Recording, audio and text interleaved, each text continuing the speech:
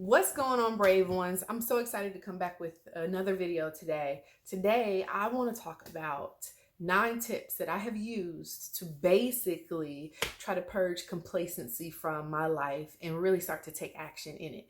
So if you are a mom, if you're a student, if you're someone who just dreams big as hell and you haven't figured out how to take action on your life yet, so if you're looking for some tools to take actionable steps toward your goals, stay tuned because that's what we're going to talk about here in a second. Let's talk about procrastination. Raise your hands if you've ever used your kids as an excuse as to why you haven't fulfilled a dream, your job as an excuse, the fact that you have so much going on in your personal life, your mental state. Raise your hand, right? So many of us are guilty of that when it comes to having these big goals, something that we know would change the course of our lives, but instead of going toward them, we just back away because we let life happen to us. I am a millennial mom.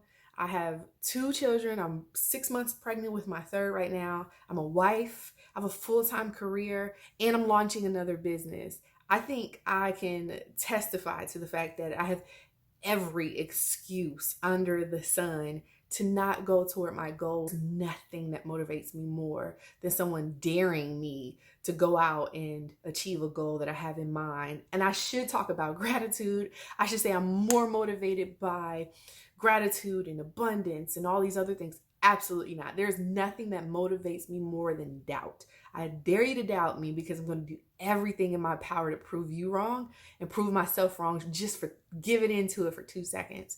But motivation is fleeting. It's just not solid enough for you to say it's enough to carry you the entire way. It's not. It's not. But what you can do is reinforce your motivation with systems, habits, tools, mindsets that will allow you to continue to push through when the motivation decides to jump ship. All right, the first one, start with the end in mind. I'm referring to my notes if you see me looking down. Start with the end in mind. I think that it's so easy to become so overwhelmed by so many achievements that we want to do in a singular year. Gary Vaynerchuk always says that we overestimate what we're able to accomplish in a year and underestimate what we can accomplish in 10 years. So I think a part of why I have been able to achieve so much has been that I've really just taking each year and focus on 4 key pillars that I want to focus on for that year. So if it's family, if it's finances, if it's fitness, if it's faith, they tend to fall into those 4 F's primarily, but my pillars don't have to be your pillars. So I take those 4 pillars and I consider the tasks or the outcomes that I want to have for those 4 pillars. I take my 4 pillars that I want to focus on. I don't necessarily define what it is specifically I want to focus on immediately, but then I define the outcomes that I want to achieve by the end of the year within those 4 pillars. And then I create the tasks that I need to achieve in order to reverse engineer that goal. And I believe that we utilize half of our potential because our goals aren't scary enough. I'm guilty of that. So my goals tend to be a little bit more quantitative versus qualitative. I do have qualitative goals in there, but I like goals that I can measure, goals that can be metriced, because that's just what I tend to prefer. I like the data that comes from that. It continues to motivate me to know that I can measure my goal year over year. But that's one of the areas that I tend to focus on as well, to ensure that I'm making my goals as big and uncomfortable as possible year over year. Number 3, what happens if you don't achieve your goals? Simon Sinek always says, start with why. And I totally agree with that. Why you're doing that. But I focus on the opposite of, I think of what will happen if I don't do it, not just why I'm doing it. I think of my family. I think about what happens if I do not go toward these goals. What happens if I fail completely? And fail doesn't mean I tried it and it just didn't work out. Fail means I just didn't do it. That to me is the ultimate failure. I just didn't do it. Number 4, I am really painstakingly honest about my limitations. I do not lie with myself about what it is I'm not great at. And I think that lack of honesty is, I hate to say it, but it's a reason a lot of people aren't really doing as well as they can because they think they can do it all. You can't, especially moms. Moms, hello, I'm talking to you. I'm talking to you, sis. You can't do it all. You have to add some level of reinforcement to your limitations. So if it's recognizing that you're a full-time mom and you're trying to have a business, or you have these kids running around the house, outsource your cleaning if you can. Tap into your husband or your partner more often. Ask your friends if they can step in and watch your kids every now and then. Have an agreement with someone. Outsource the babysitting. If it's within your business and you're trying to set up every administrative tasks possible in order to save money, stop. Outsource the hell out of that. 5, working your ideal periods.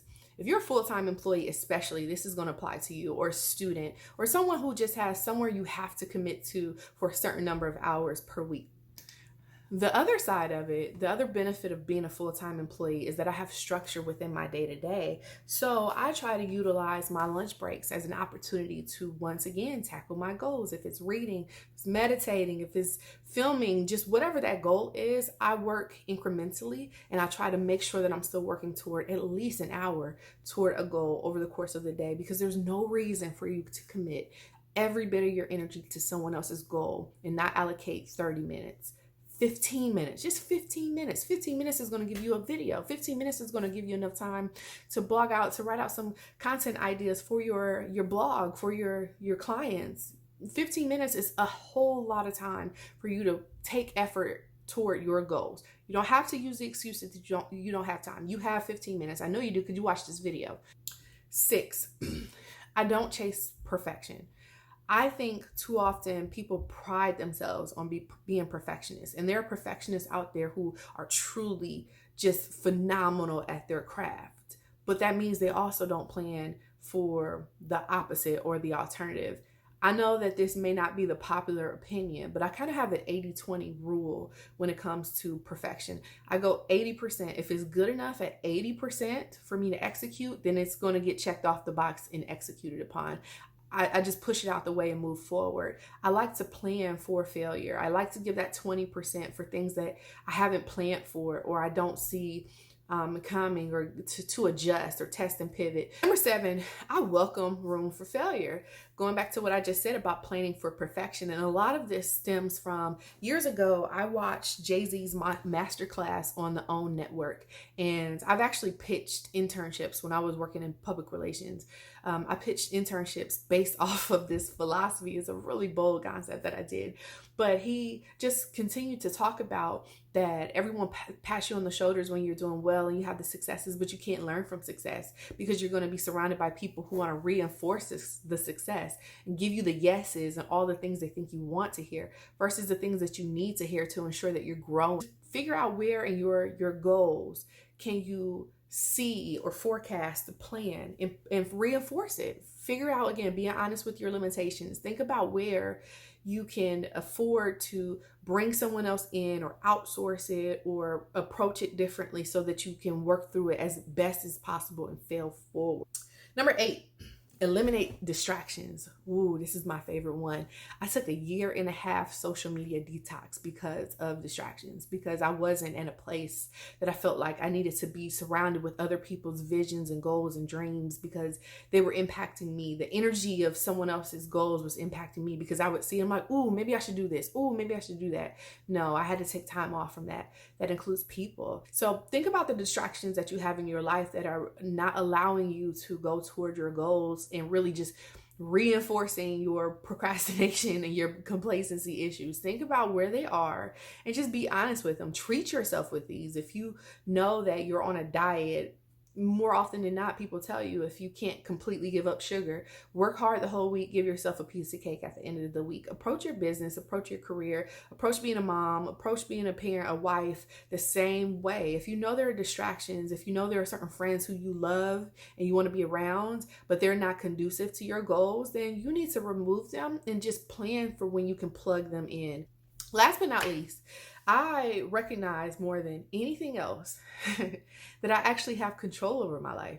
That life isn't just happening to me. is happening for me, that the universe has aligned different things for me, that sometimes things may seem like they're a curse and they're a blessing, or vice versa. It may seem like it's a blessing and it's a curse, but I have control over it. The greatest thing that you can do is recognizing what you have influence over versus what you have control over. You don't have control over the world. You don't have control over your children. You don't have control over your manager. You don't have control over a lie. You have control over you. You have control over your output. You have control over your energy. You have control over your attitude, over your approach. So those are my 9 tips and tools that I have utilized over the course of the past 5 years that have really gotten me there. I would love to know if any of these really resonate with you down below. Comment down below. Send me a note. Let me know if any really resonate with you. As I said, I think my absolute favorite is the last one that I talk about, because it's all about your mindset, and it's where you just have to put forth the work and create the momentum to ensure that it happens.